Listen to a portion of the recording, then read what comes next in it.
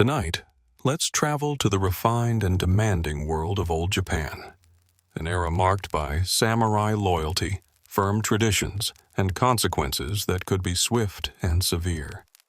Imagine a land of cherry trees, gentle words woven into poetry, and a daily routine tougher than most of us could handle past breakfast. Before we settle in, if you've enjoyed these journeys, feel free to like or subscribe, only if you're truly interested. I'd love to hear from you too. Let me know in the comments where you're from and what time you're joining. It's always wonderful to know who is here, gathering from every corner. So, lower the lights, let the steady hush of a fan fill your space, and together, let's quietly step into the night and the past. In feudal Japan, you didn't pick your fate each morning. It was already decided, set for you by your family, your ancestry, and traditions older than memory. Your place wasn't a question, but a permanent mark. Born to samurai? You're destined for the sword, the bow, and a lifetime perfecting etiquette before your lord. Born to peasants? Your life, and your children's, will be spent in the damp fields, always. Forget dreams of moving up or forging a new path. Whether samurai, farmer, craftsman, or merchant, you were assigned your place for life. Trying to rise above would bring punishment, not praise. In Japan, you don't climb the social ladder. You show respect for it. And some never saw the ladder at all. The ETA, the outcasts, did jobs nobody spoke of. Butchering, executions, tanning hides. They were invisible, though their work mattered hugely. Even within the classes, things weren't simple.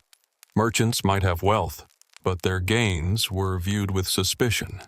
It was profit without honest, visible work. That put them just above the lowest, never truly respected. Meanwhile, farmers faced brutal taxes on their rice. If they handed over too much, hunger followed, but if they kept any back, that was a crime. Punishments were severe and frequent. Samurai lived with honor, but also with an ever-present fear of offending their leaders, their ancestors, or even their clothing. A misplaced gesture could bring disgrace. For women, freedom was limited by their father's wishes. Marriage wasn't a choice. Obedience was required, and the chance to learn something like poetry was a rare blessing. Everyone was born into a role, dressed for it, handed a script, and told to play their part on life's stage, whether they wanted to or not. It was beautiful, graceful, unchanging, all before the first meal of the day. You might picture life back then as dirty and rough, but in truth, Japan held tight to ideals of cleanliness, almost as a form of faith. That sounds pleasant until you feel it firsthand in winter. To start the day, people washed not in cozy bathrooms but at outdoor basins filled with bitterly cold water. There was no heat, no gentle towels, just brisk water and shivering, as if ancestors were testing your spirit. Soap was rare, often a blend of ashes or rice bran with a scent that might test your patience more than your skin. In villages, the public bathhouse was the heart of cleanliness. Warmed by wood fires, filled with neighbors, everyone washing together, modesty replaced by silent acceptance. Bathing happened beside everyone. Your employer, your children's future in-laws, even your landlord. All together, all unclothed, in solemn ritual. You first scrub, then soak. To make the bath dirty is unthinkable. Away from such places, personal hygiene happened as often as possible. Cleaning teeth with salt or sticks, keeping nails short, airing out clothing. None of this was fashion. To be dirty was both a social and spiritual failure. For samurai, the standards were even stricter. Their lords could inspect them at any moment. Dirty fingernails? Shameful. A wrinkled robe? Disrespectful. Too much body odor while bowing could be disastrous. Women were expected to smell like cherry blossoms and pursue discipline in every part of their routines. Bathing was a practiced ritual. Skincare was carried out with care, hairstyles shaped with great time and effort. Dignity was always necessary, even when laboring with rice. So yes, Japan was clean, but this luxury came with cold water, endless grooming, and a constant pressure not to fall short. Imagine you were born to the warrior class, the samurai. That may sound glamorous, shining armor, poetry, and grace under fragrant trees, but there was a heavy cost. To be a samurai was to live under Bushido, the strict way of the warrior.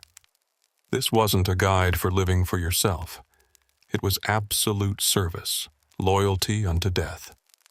One's lord was everything, and to disappoint him, no matter how mildly, was unthinkable. Any misstep, poor manners, a poorly timed word, even a glance gone astray, meant deep shame. And shame was not brushed aside.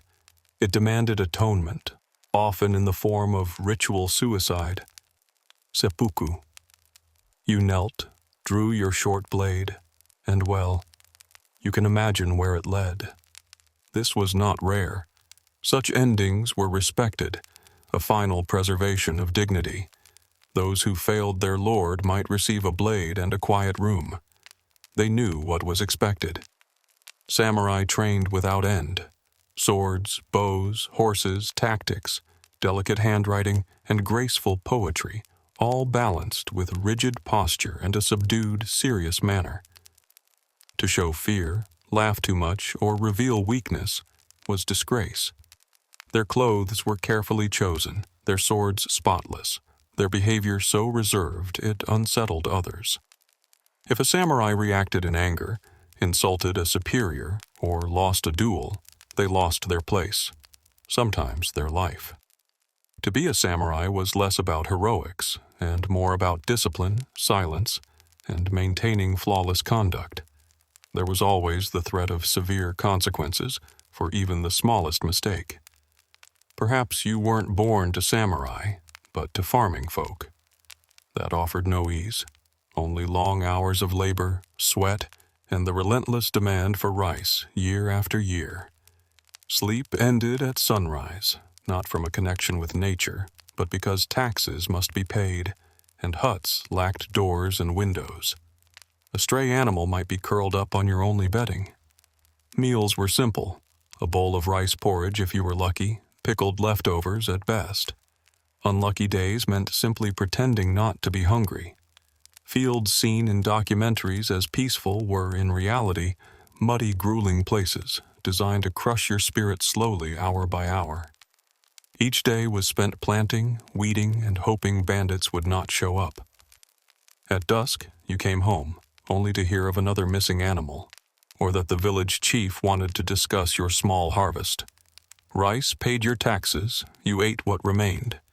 If crops failed, or a noble caused chaos nearby, you went without, and complaining brought harsh penalties. Promotion was rare. Sometimes you became a village elder, which meant others ignored your advice, just as before. Leaving your village without permission? Illegal. Your life was tightly bound, a seasonal worker in a small, closed world. There were festivals, true, moments for sake, music, and the hope of licking wounds before the next growing season returned. Peasants were the backbone of society, yet largely invisible. Days off were rare to none. Submission and endurance were expected from all. Hunger was constant. Hard work earned you simple fare, rice for every meal if possible.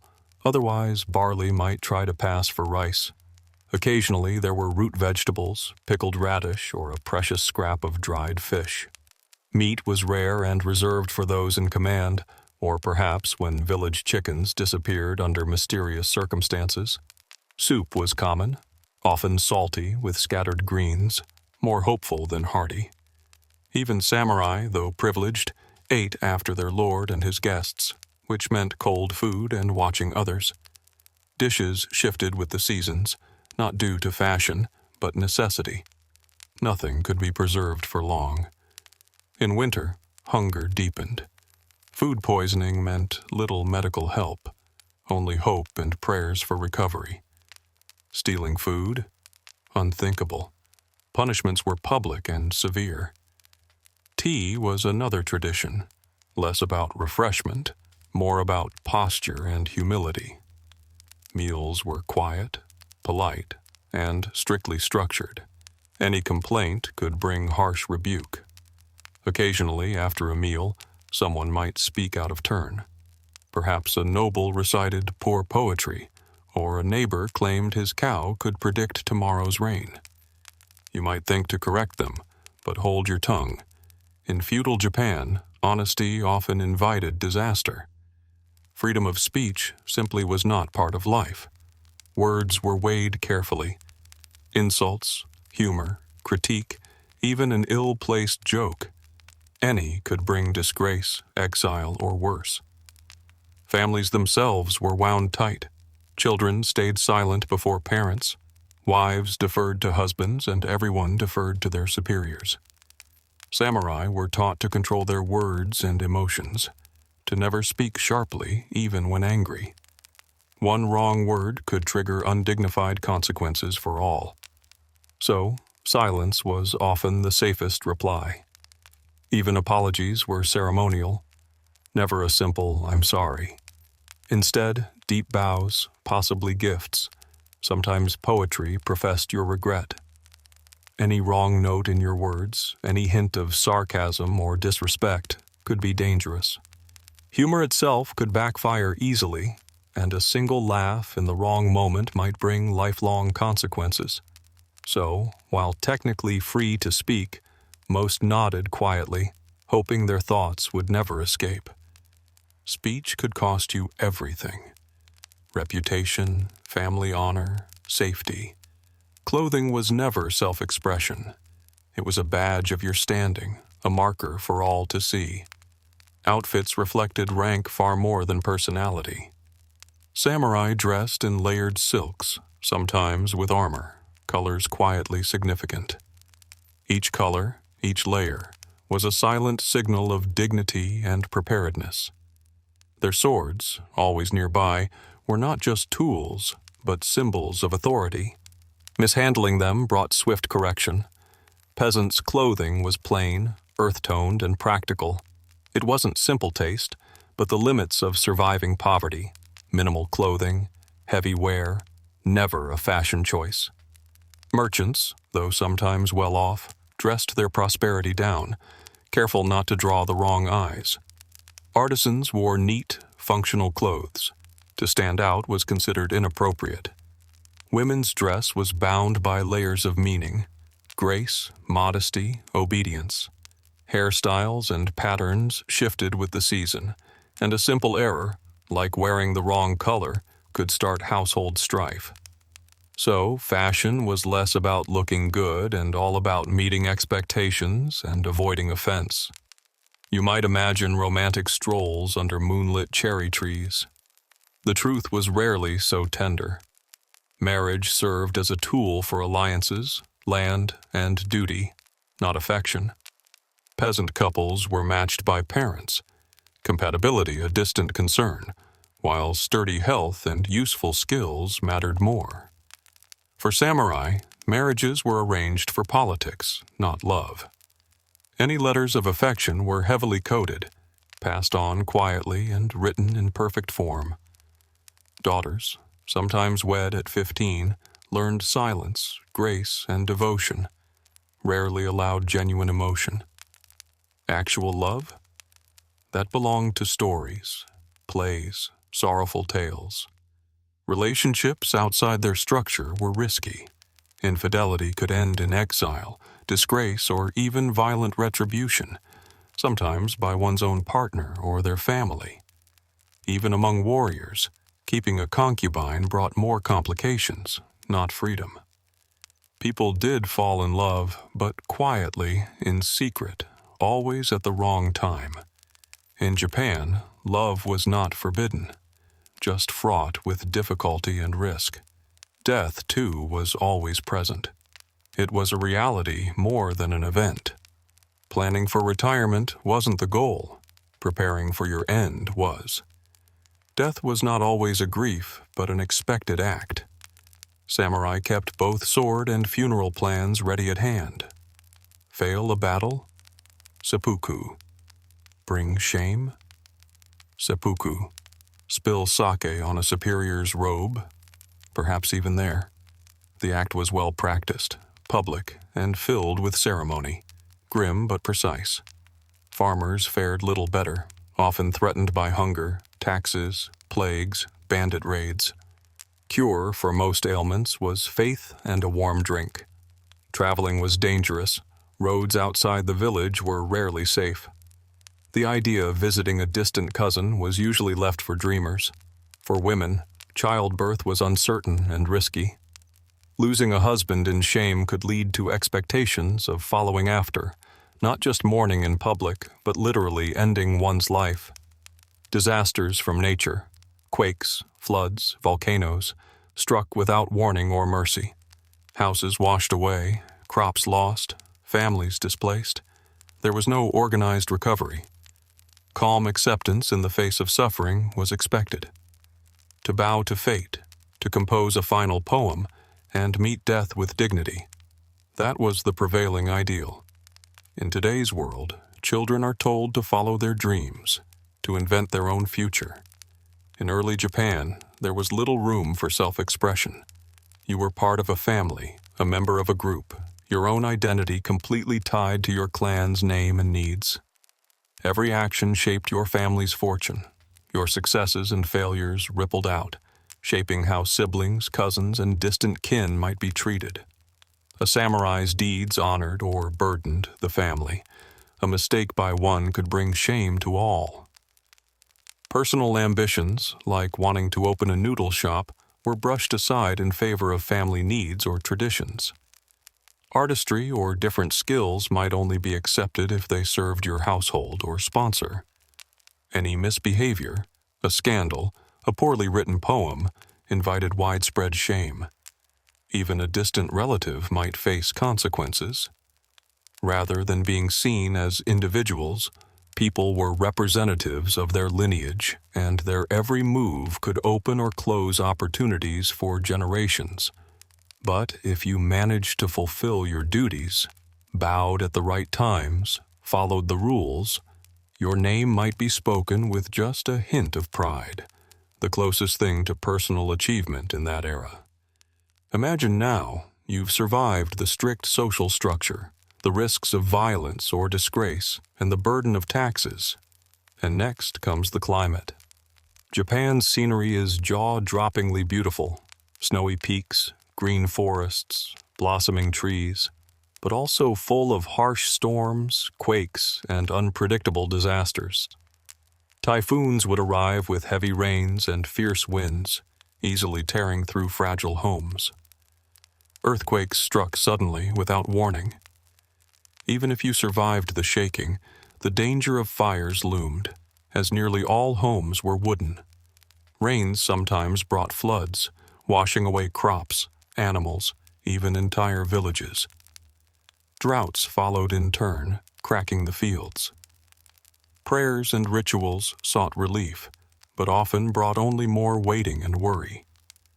Winters meant thin blankets and little warmth.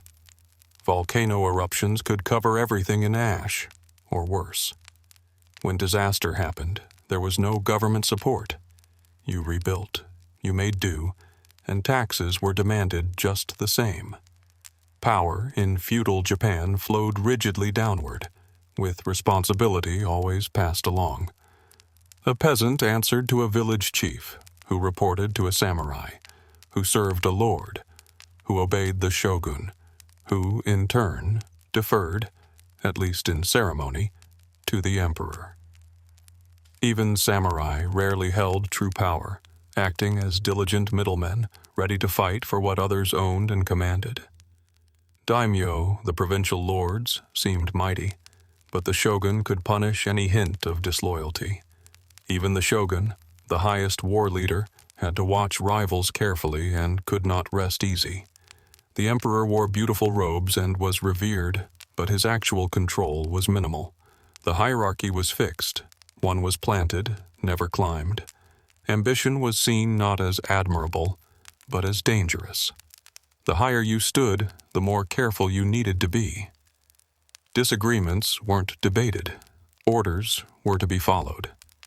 Anyone appearing above their station risked a swift fall.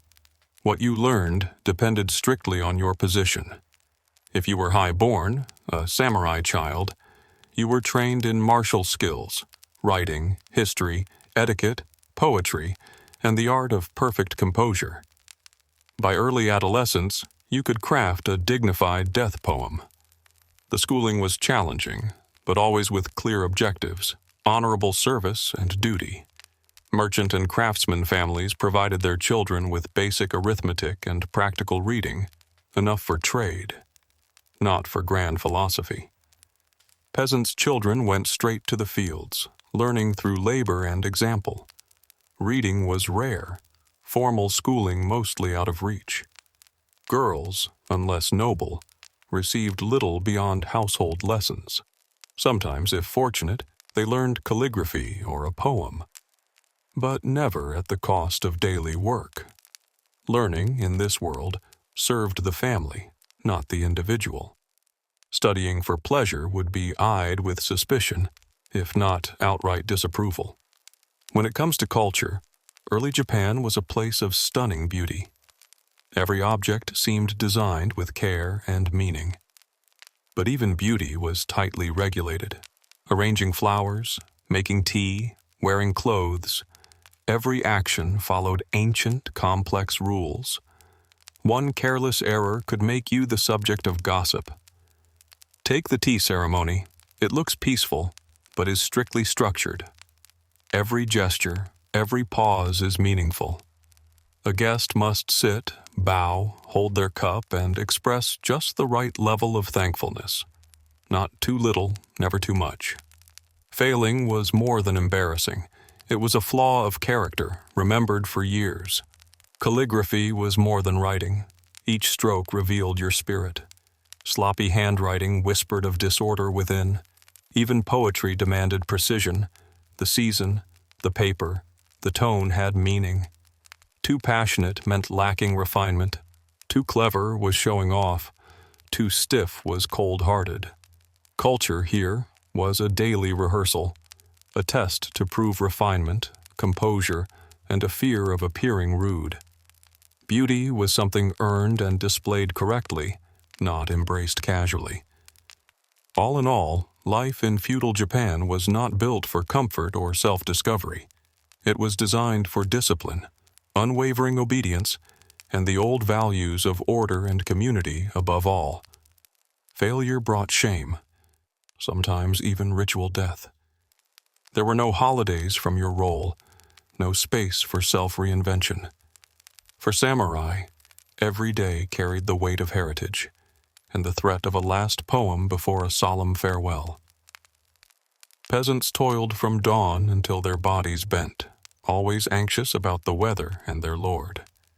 Women lived with duty and silence, always careful, always serving. And the rest stayed locked into places designed to keep the order steady. Was feudal Japan beautiful? Absolutely. The layered architecture, quiet rituals, exquisite poems, and art. But its loveliness carried sharp edges, a devotion to discipline that flattened individuality and demanded respect above all. If you had lived there, you'd likely have slipped up, speaking at the wrong time, laughing too freely, stepping with the wrong foot, forgetting when to bow, eager to ask questions or suggest changes. And that alone would have marked you as a threat to the balance. Perhaps that was the strength and the sorrow of Japan then. It was meant to survive, to endure, never to be easy or forgiving. Now, in an age when women rarely held public voices, let alone led warriors, a remarkable figure shines out, Artemisia of Caria, whose life seems almost out of place among ancient stories. She sat on a throne in Halicarnassus, a city that hugged the Aegean coast of what is now Turkey. Technically under Persian control, Halicarnassus was part of an empire of shifting alliances and competing ambitions. Artemisia's path was unusual from the start. She was Greek by heritage, Persian by allegiance, and, crucially, a woman, in a world built for men. Her father's roots were local, her mother from the island of Crete. When her husband died, rather than ceding power to a male relative, Artemisia took command herself. Bold from the beginning, she aimed not only to rule, but also to lead armies. So when Xerxes, ruler of a far-reaching Persian empire, invaded Greece around 480 BC, Artemisia did something extraordinary. She sent her own ships to join the fleet, not to watch from afar, but to command them herself. Xerxes didn't just allow her, he listened, appreciating her insight and loyalty. That choice set tongues wagging. To the Greeks, she was a traitor, a royal who crossed over, choosing Persia. But Artemisia didn't bend to their scorn. She sailed into campaigns as if she belonged there, and for good reason. Her strategic mind and her frank honesty were rare at any royal table. During councils, surrounded by generals and advisors, she spoke plainly, warning Xerxes when risks were too high. Before the famous battle at Salamis, she urged him to avoid fighting in narrow waters, where Greek ships would have the upper hand. He didn't listen, and disaster followed. Her role among the Persians remained complex. Some commanders disliked taking orders from a Greek woman, but she never came as a token. She was there to win. Word of her spread even among the Greeks, inspiring a mix of awe and suspicion. To some, she became almost mythical, feared, respected, and second-guessed. If any event proved her courage and cunning, it was Salamis itself, the naval showdown where the Greeks outsmarted the Persians. As battle raged and confusion spread, Artemisia found herself and her ship in great danger.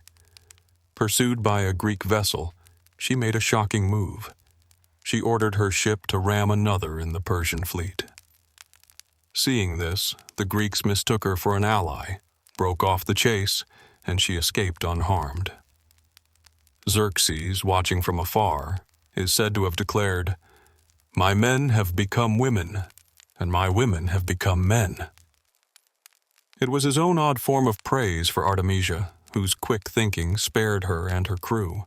Her actions were more than luck. They were sharp and intentional. She read the battle carefully, made fast decisions, and survived where others perished. Many Persian leaders failed that day, but she returned intact, her reputation even stronger. Xerxes noticed, and soon sought her advice over his other generals. After the loss, Xerxes met with Artemisia once more, this time trusting her advice above the rest. When he asked what to do next, she suggested withdrawing to Persia, leaving a trusted general in charge. "You've achieved your aims. Don't press your luck," was the message. He listened, a rare sign of trust. Soon after, Artemisia was given care of Xerxes' sons as a mark of deep confidence. In court life, nothing said trusted more than entrusting children to someone's care. She now stood at the empire's very center. Back in Halicarnassus, she returned a true legend, remembered as the queen who faced empires and emerged with her power increased. Her accomplishments became widely known, not just through battles, but also through the words of those who recorded her life, especially Herodotus, the celebrated historian, who hailed from Halicarnassus himself. For him, Artemisia was never just a rumor or legend. He wrote about his own queen as a strategist, a skilled and formidable leader whose choices often outshone those of the men around her. At Salamis, Herodotus praised her courage and her cold efficiency. She showed both daring and judgment, a careful, measured leader who survived and succeeded where many failed. She always stood in the shadows of powerful men, Xerxes, Mardonius, yet still found a way to stand taller. Her wisdom was rare, her sense of timing impeccable.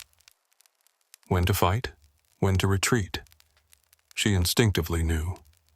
In a world that associated womanhood with weakness, her capability intrigued even the grand historian. Artemisia wasn't simply a rebel, nor did she fit modern labels like feminist, but her skill and adaptability cracked the limits placed on her. Her name echoed not necessarily through statues and monuments, but through stories and memories. In councils, she outwitted rivals. In battles, she survived. In politics, she endured. Strangely, her legacy didn't stop with her. About 100 years after her death, another Artemisia ruled Halicarnassus, possibly a relative, possibly just a namesake. This second queen never led ships to war, but she built something unforgettable. The mausoleum of Halicarnassus, one of the 7 wonders of the ancient world. A breathtaking tomb for her brother and husband, an enduring symbol of their people's strength. Historians debate how closely these 2 women were related. But one thing is certain. Over time, Artemisia became more than just a name. It became a symbol of wit, resilience, and command. The spirit of the first queen was so deeply woven into the heart of Halicarnassus that those who came after carried it as their strength. Even more remarkable, the grand tomb built for the second Artemisia gave us the very word we now use for magnificent burial places, mausoleum, a testament in stone, mourning, and public show. The second Artemisia became known for her sorrow, but she was a leader in her own right, continuing a rare tradition of women's rule in a world where that was almost unheard of. Yet none of this would have happened without the first Artemisia. The admiral, the monarch, the advisor to Xerxes, and a woman who moved through the Greek world as both part of it and apart from it. Without her, perhaps Halicarnassus would have faded from memory, just another lost city on a distant shore. Instead, it stood out as a place where 2 determined women shaped the course of history, not by accident, but by courage. Their lives speak across the years, one through fleets, one through lasting stone, both refusing to be forgotten. Artemisia's legacy has always existed on the edge, between empires, between womanhood and manhood, between what is legend and what is fact. Nowhere is this clearer than in how her story has been debated, reshaped, and retold through time. Some say she was controlled by Persia, others called her a betrayer of the Greeks. But perhaps, above all, she was a ruler playing a subtle game while battles raged around her. The Persians saw in her a loyal and wise commander, trusted by Xerxes among all his experienced men, an honor that speaks to her intelligence and calm in difficult moments. To the Greeks, her image was mixed, often painted as someone who abandoned her roots for an Eastern ruler. Still, even Greek writers like Herodotus had to admit to her cleverness and talent. She reflected back to them the confusion within their own identities, proving no side was purely right or wrong. Today, her story is still reconsidered. Some see her as a trailblazer for women, others as proof of sharp, practical leadership in places meant to shut her out. What keeps her memory strong is not that she fit ancient ideas of queenship, but that she broke through them. In military records, she is remembered as one of the rare women to command ships so long ago. In books and politics, she's often a sign of good judgment when others followed pride. In stories and films, she appears again and again, sometimes changed, sometimes celebrated, but always powerful. Yet, the truth remains. Artemisia didn't seem obsessed with how she'd be remembered. She didn't set out to leave a legend or write her story. She did what she thought was needed, leading, making decisions, even when they were difficult or unpopular, and often being right. She didn't belong wholly to Persia or to Greece. Her loyalty was first to herself. As history moved onward, her name transformed. She became not just a real person, but a figure in stories, a symbol, and sometimes even a frightening myth. Many tales blurred who she truly was. Some made her into a dangerous seductress undone by unrequited love. Others cast her as a schemer or a witch. This often happens when powerful women threaten the old way of things. Stories get rewritten, strengths get twisted into flaws, and the real person is hidden underneath. Yet the truth persists. She ruled with insight, clear thinking, and steady control.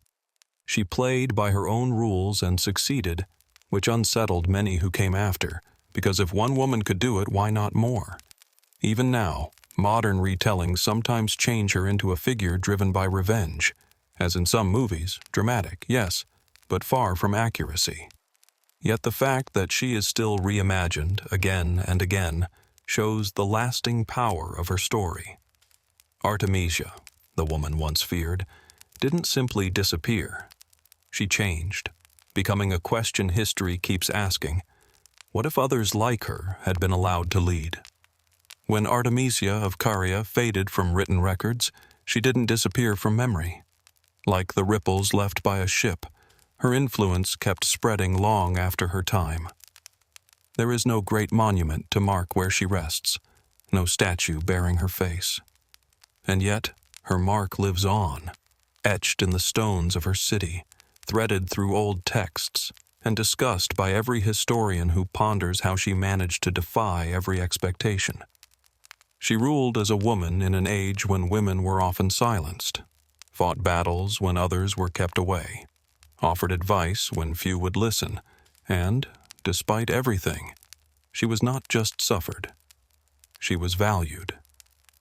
That kind of genuine respect is perhaps the rarest legacy anyone can achieve.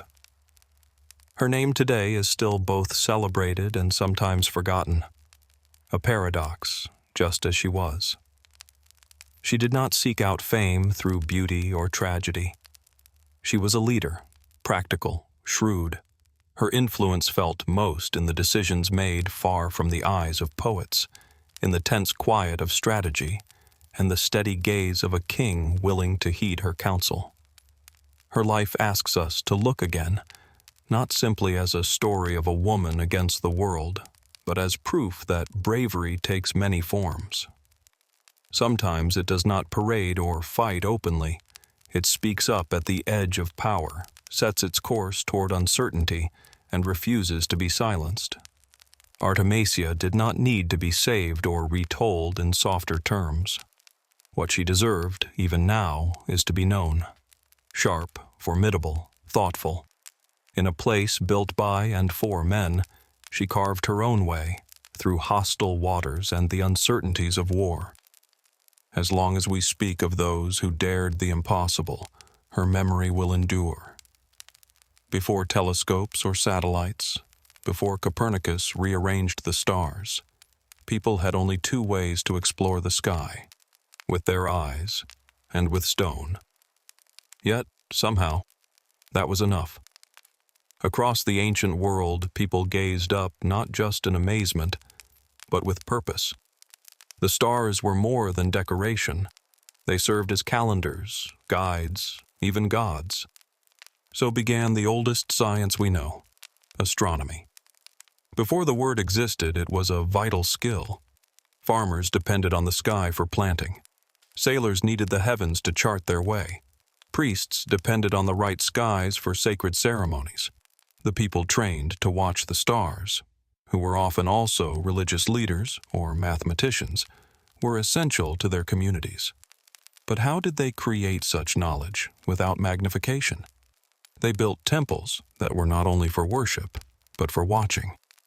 Huge sites like Stonehenge in Britain, Nabta Playa in Egypt, and the pyramids of Mesoamerica were designed with the sun, moon, and stars in mind. They marked the turning points of the year, solstices and equinoxes, with architecture. The temple at Karnak, Egypt, was built so the summer sun rose right in its center.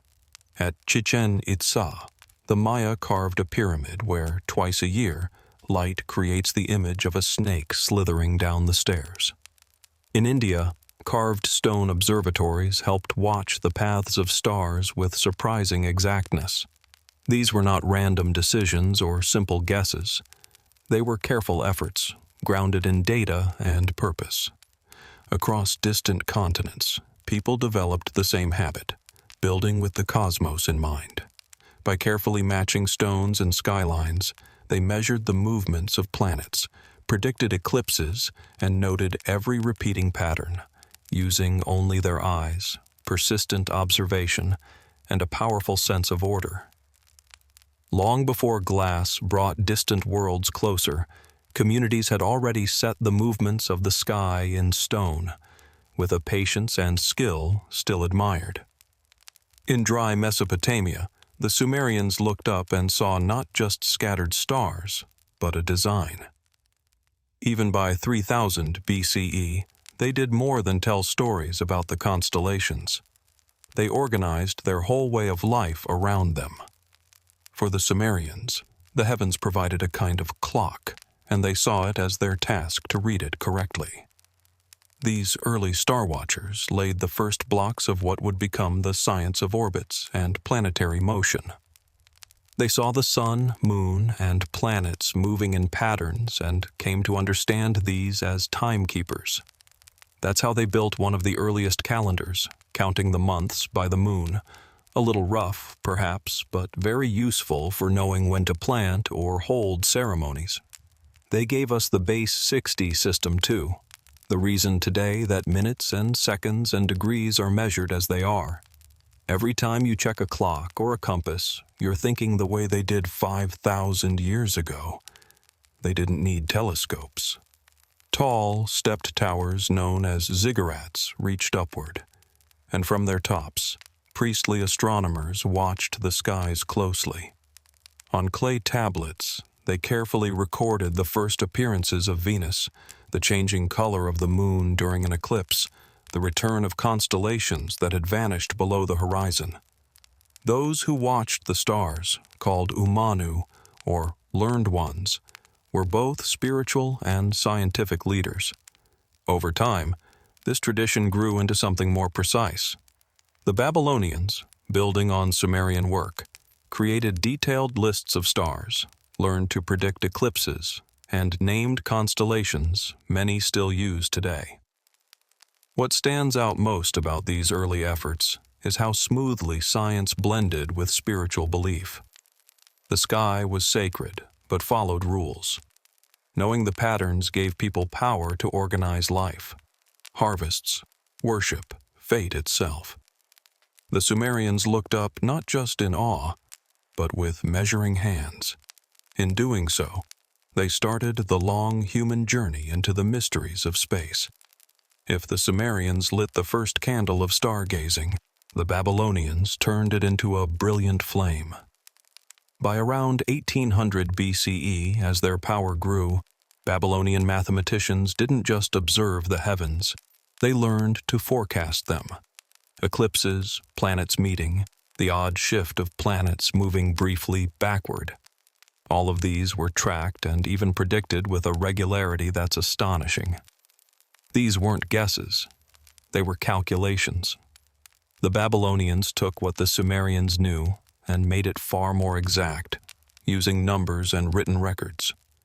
They kept close watch on the locations of stars, planets, and the moon, writing their findings in tablets known as Enuma, Anu, Enlil, and Maldapin, some of the oldest astronomical records in the world. These were not made for bedtime stories, but as carefully compiled lists: when Venus rose, how bright it shone, when eclipses would come. These books were, in a sense, the first almanacs. Among their discoveries was the Saros cycle, a period of about 18 years after which eclipses repeat. They may not have known why this worked, but knowing that it did gave them great influence over decisions big and small, entwined with spiritual beliefs. The system for dividing the sky into 12 sections, what we call the zodiac, also has its roots in Babylon, not Greece. Each section was linked with a constellation, laying the basis for signs still named today. So when someone asks your sign, remember Babylon's gift. What really set the Babylonians apart was their willingness to trust in math, to track the puzzling movement of the planets using arithmetic, not images. Their models were practical. They didn't need to see the universe. They only had to mark its patterns. To them, the cosmos was a repeating register. Astronomers became early scientists, hunched over clay, working in numbers to unlock the heavens. They captured the sky in numbers, line by line, night after night. While the Babylonians looked to the sky for predictions, the ancient people of Egypt shaped their whole society around it. In the Nile Valley, star watching was not a hobby. It was a matter of survival. One bright star, Sirius, stood at the heart of this. The Egyptians noticed each year that Sirius would rise with the sun just before the yearly flooding of the Nile. That sight marked the most important moment of their calendar, since the floods brought life to their fields. Missing that sign meant missing crops, a disaster. Their calendar, built on this pattern, ran for 365 days and split the year into 12 months plus 5 added days. It was accurate, amazingly close to the one we use now, and all long before the Roman calendar was born. Yet the Egyptians saw the sky everywhere. Many of their temples were carefully arranged to match the journey of the sun and stars, like the temple at Karnak, where the morning sun passed through perfectly on the longest day. The famous pyramids, too, point almost exactly north-south and east-west. The Great Pyramid's angled shafts may have been aimed at stars like Orion, drawing a line between Earth and the world beyond for hoped-for journeys after death. Their priests, the keepers of time, were also their astronomers. They watched the heavens for more than ritual. They looked for omens and the wishes of the gods. Ruling Egypt was, in many ways, ruling by the sky. What stands out is that, working with nothing more than patience, they learned to order years, direct their buildings, predict nature's moods, and they did it by silent observation and endless care. To the Egyptians, the sky was not just something to enjoy, but a clock drawn by the universe, echoing through eternity.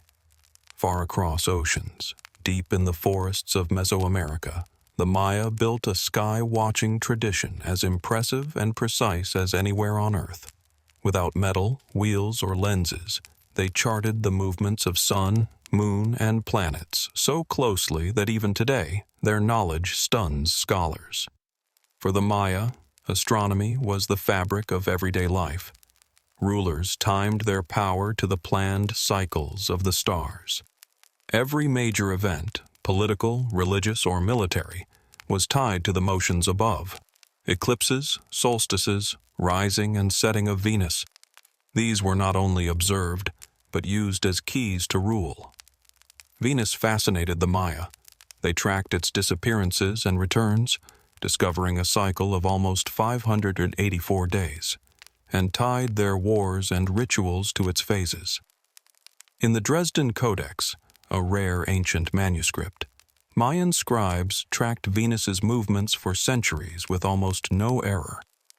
Their great achievement, the long count calendar, could measure time over thousands of years, and their knowledge of the solar year was off by fractions of a day from today's standards. Different calendars ran together: a 260-day cycle for rituals, a 365-day year for seasons, and the long count for history. Mayan observatories were stone marvels, not domed, but designed with windows and towers in just the right places to mark sun and planet.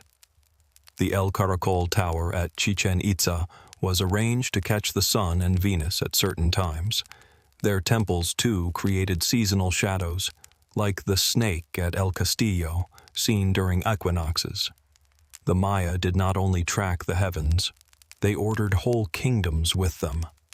Their leaders took power by the stars, their cities rose in time with the sky, their conflicts matched the rhythm of Venus. This was not just watching, it was living in tune with the universe. In ancient China, astronomy wasn't just science. It held the balance of the whole nation. The emperor was said to rule by heaven's permission, but that permission could be withdrawn if the sky sent warning signs. In China, tracking the stars and planets was a sacred duty and a political one. As far back as 2000 BCE, Chinese experts kept careful records of comets, eclipses, unusual star appearances, and shifting planets. Some of these early notes, found in works like the records of the Grand Historian or the Book of Han, are still used by scientists today, even helping identify distant astronomical events. Perhaps the most amazing example is their description of a bright supernova in 1054 CE, detailed so well that it allowed modern people to find its remains, now called the Crab Nebula. China's achievements didn't stop with careful reports. They built devices, armillary spheres, shadow-casting rods, to map sky and measure time. Water clocks and celestial globes appeared centuries before similar tools reached Europe. Chinese star charts divided the sky into 28 regions, called lunar mansions, which were vital for both navigation and marking time. Their combination lunar and solar calendar, used to celebrate festivals like New Year, continues to this day. One of their special strengths was forecasting eclipses. A missed or unexpected eclipse could mean disaster for rulers, as it was often taken as a sign the heavens no longer approved. If the emperor's astronomers failed to warn him, it could even end his reign. For China, astronomy was woven into law, belief, and survival. The sky's rhythms were never just distant events. They shaped rule and fate itself. In early India, the study of the skies was never separated from religion, insight, or calculation. Called Jyotisha, literally the study of light, Indian astronomy began with a need to set the most promising times for sacred rituals. In time, it grew into one of antiquity's richest, most mathematical star traditions. Mentions of sun, moon, and planetary motion fill the Vedas, written as early as 1500 BCE. These texts describe the division of the sky into 27 main stars, or nakshatras, a system for mapping the heavens that still shapes calendars and horoscopes in modern India. But Indian sky watching was not just poetic. Their early scholars measured the solar year more exactly than even the later Julian calendar from Rome. The Surya Siddhanta, compiled around 500 CE, correctly describes the tilt of the Earth, the long ellipses of planets, and even hints at gravity, long before Europe's scientists wrote about such things. One of the most remarkable figures is Aryabhata, who in 499 CE put forward the idea that the Earth spins on its own axis, an idea rare anywhere else at that moment. He calculated the solar year to be almost exactly as we measure it now, and invented complex math, including new trigonometric forms, to support his calculations. Indian astronomers worked with decimals, made and used shadow trackers and spheres, and built observatories aligned for special sky events. But alongside these skills, their vision of the universe was spiritual, a dance of cycles, a harmony between space and spirit. For them, understanding the sky was a way to understand every aspect of life itself. While other cultures watched the heavens for guidance or safety, the Greeks watched and wondered, why? Why did the stars move? Why did the planets wander? Could the cosmos be explained by logic alone? Greek astronomy created a new relationship with the sky. Where others sought patterns and omens, the Greeks searched for rules and theories. They weren't only collecting observations, they chased deeper understanding through math, geometry, and thought. This began with thinkers like Thales, who argued that natural events had natural causes, and Anaximander, who pictured Earth floating unsupported and imagined the sky as a sphere around it, ideas ahead of their time. Pythagoras brought in the idea of cosmic harmony, suggesting the heavens could be explained by numbers. His followers believed everything was ordered by mathematical rules. A major step came with Aristarchus, who, in the 3rd century BCE, described the sun, not the earth, at the center. Though his views were ignored for centuries, he laid the first stone for our modern model. Later came Hipparchus, father of observing the sky, who cataloged the stars, sorted them by brightness, discovered the slow shift in Earth's axis, and invented new mathematical methods for astronomy. His precision astonished even without telescopes. Then, Claudius Ptolemy gathered the wisdom of Babylonia, Egypt, and Greece into his Almagest, an enormous work that explained planet movements through cycles and circles that fit what was seen and remained the main model across the world for over 1,000 years. Greek mistakes aside, their dedication to reason and order changed how we studied the sky, teaching that the cosmos was knowable, governed by patterns humans could reveal. Before telescopes transformed the sky, humanity had already spent countless generations tracking the stars with nothing but stone, shadow, and sheer patience. What they accomplished remains astonishing. Across the globe, people charted stars, followed planets, forecast eclipses, and built monuments for solstices, all entirely by hand and eye. What is even more extraordinary is that it happened in many places, independently. Mesopotamians, Maya, Chinese, Indians, Greeks, Egyptians, all built the science of the heavens according to their own realities, but they all arrived at one profound conclusion: the universe is ordered, and that order matters.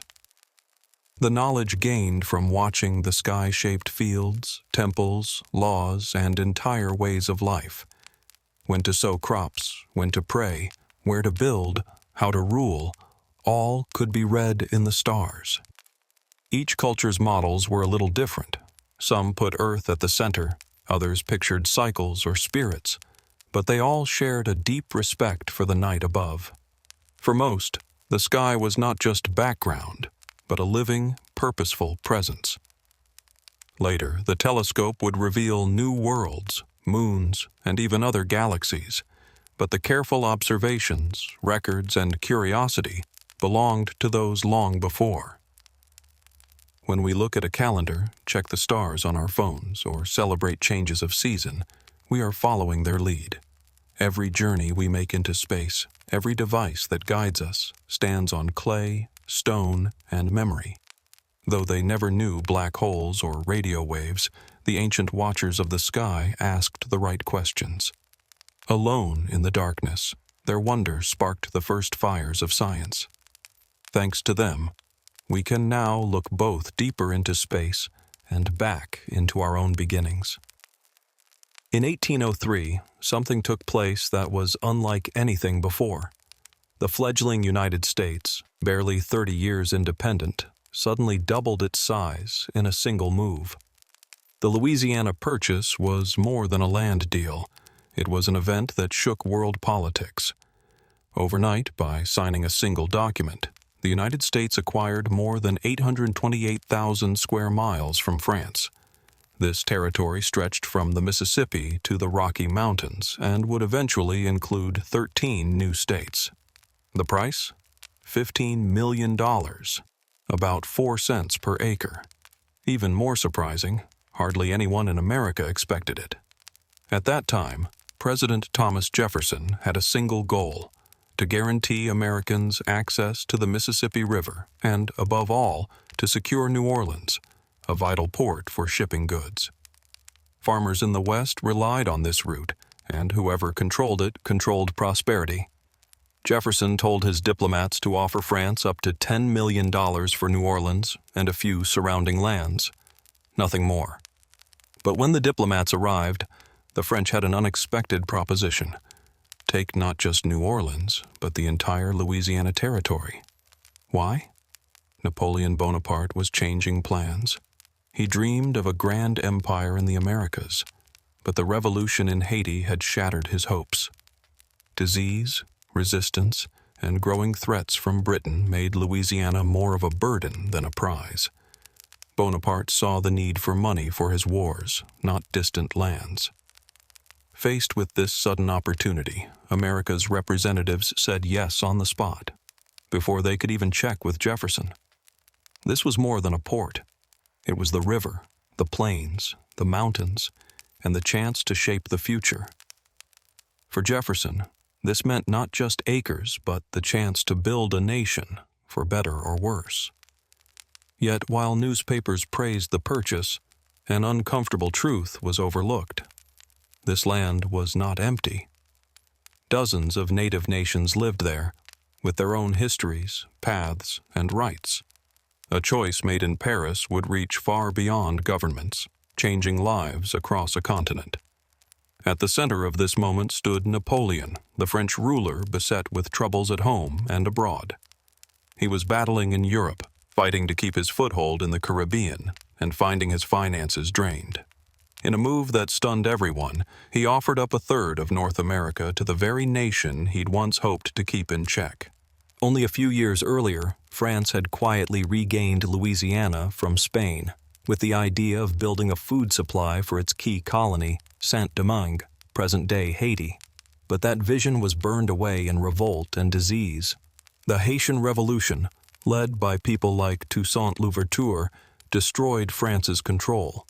Troops sent to restore order fell by the thousands, not only to battle, but to yellow fever.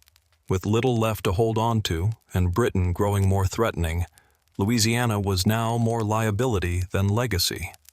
Napoleon's reasoning was sharp. Rather than let Britain seize it by force, sell it to the Americans and strengthen them instead. "I have given England a rival," he said, "that will someday humble her pride." In a swift, practical move, he stunned the American envoys by selling everything for $15 million, ensuring the land would be a new country's beginning, not an old empire's fading hope. For Jefferson, the purchase was both a dream realized and a challenge to his deepest beliefs. He had always pictured America as a nation of free farmers, each with land of their own, a community tied together by independence. But this deal tested his sense of the law. Jefferson interpreted the Constitution strictly. Nowhere did it say that the government could buy foreign land. There was no clause for buying a continent. So, when the offer came, Jefferson hesitated. It was a rare chance, $15 million for a realm stretching beyond the imagination. Could he, a man wary of government overreach, justify such a move?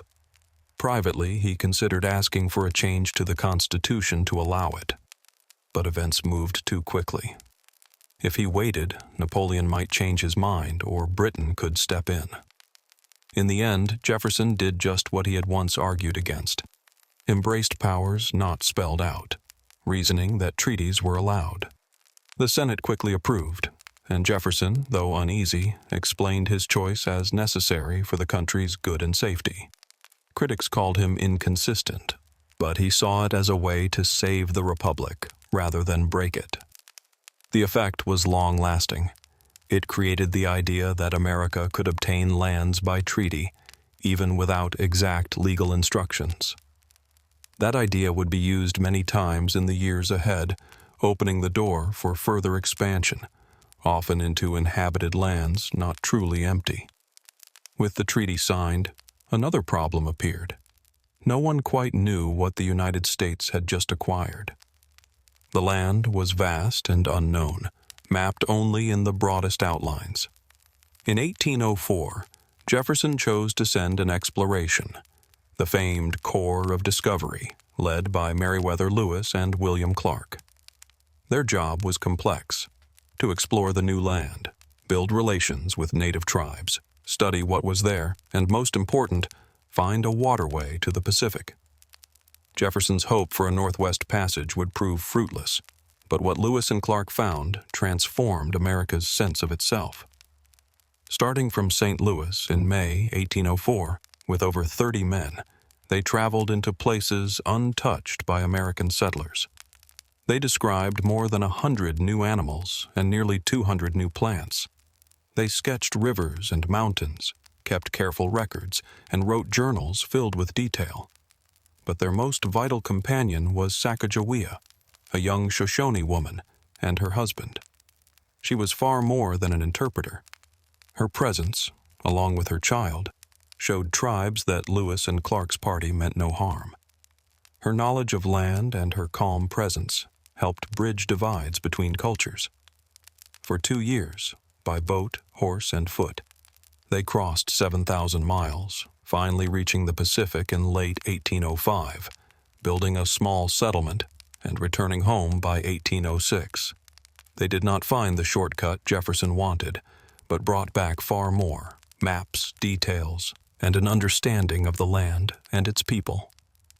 Their notes and drawings brought the newly purchased land to life, and with that came a rush of dreams and a warning of great changes to come. For politicians and settlers, the Louisiana Purchase was a windfall, a blank space where ambitions could unfold.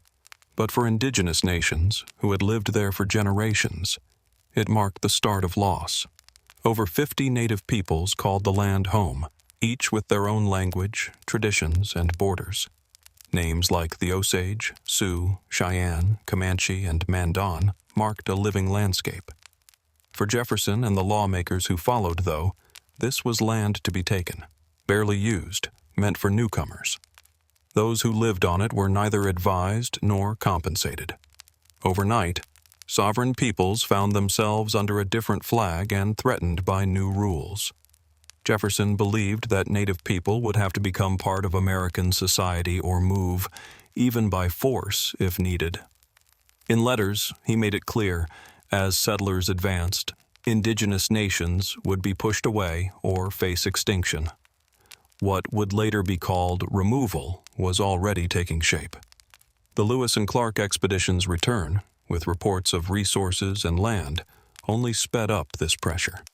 The government began shaping new treaties, often with hidden motives, to claim territories and push tribes further west.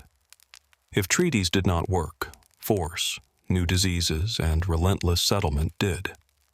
The Purchase sparked the spread of an idea: manifest destiny, though the name did not yet exist, the sense that America was meant to rule the continent. This was the sale's legal legacy, but its moral cost was counted in lost lands, broken communities, and new boundaries imposed on people who had not been asked. The Purchase was declared a peaceful success, a swelling of America's borders without war. But the real story was difficult.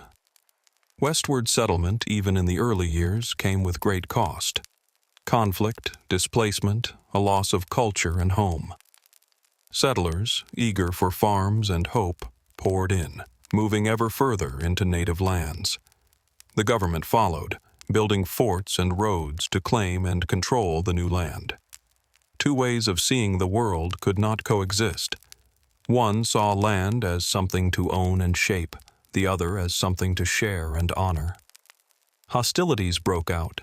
Small battles became wars. Treaties were made and then broken, and the United States frontier kept shifting, driven by force, industry, and need. The pain was not only for indigenous people. The huge new territory also deepened another wound: slavery. Southern leaders saw unlimited farmland for plantations, cotton and sugar grown by enslaved labor. Would slavery be allowed in these lands? The question divided Congress and fed tensions that led to the Missouri Compromise and, eventually, Civil War. The Purchase did not just stretch borders, it stretched the country's unity as deeply as the rivers and plains it brought in. The new land was also changed forever. Rivers were dammed. Hills and prairies were plowed and fenced. Buffalo herds dwindled.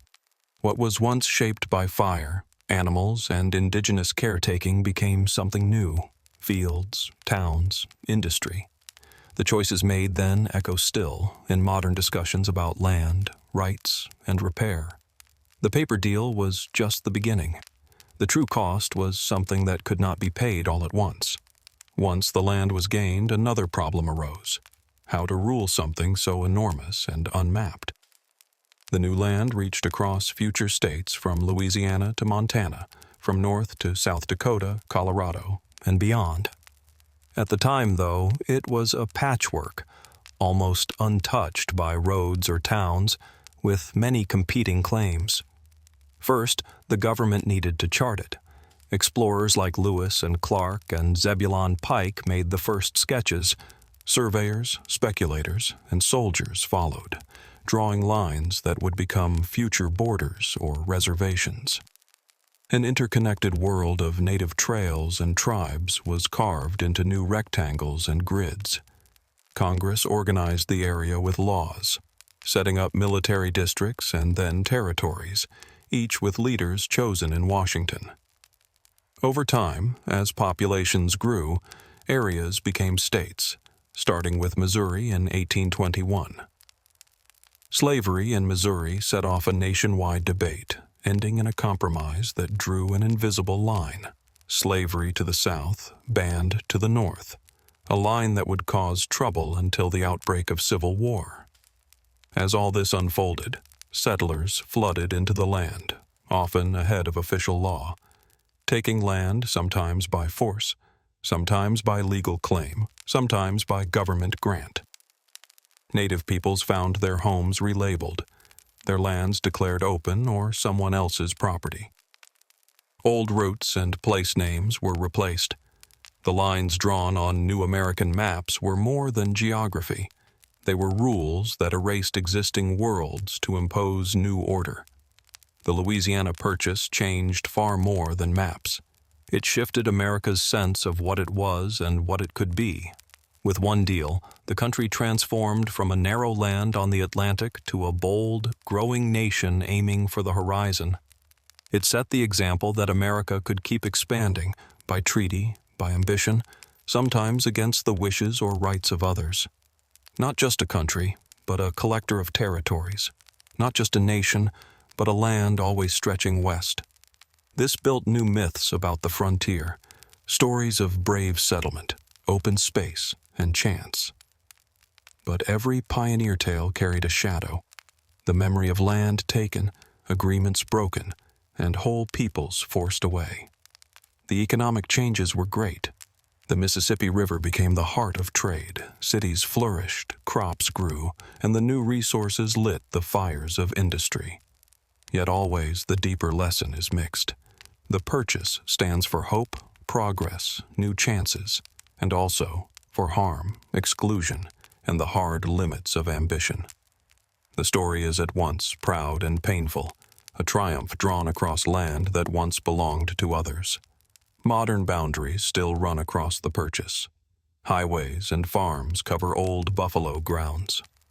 But beneath the surface, the story remains a crossroads, a moment when the country was forever changed. Was the price only money? Or was it something much more, measured in the loss of ways of life and homes that can never be replaced? In the end, the Louisiana Purchase was much more than a transaction. It was a turning point, a moment that swept the United States from a small nation on one coast to one with dreams of empire.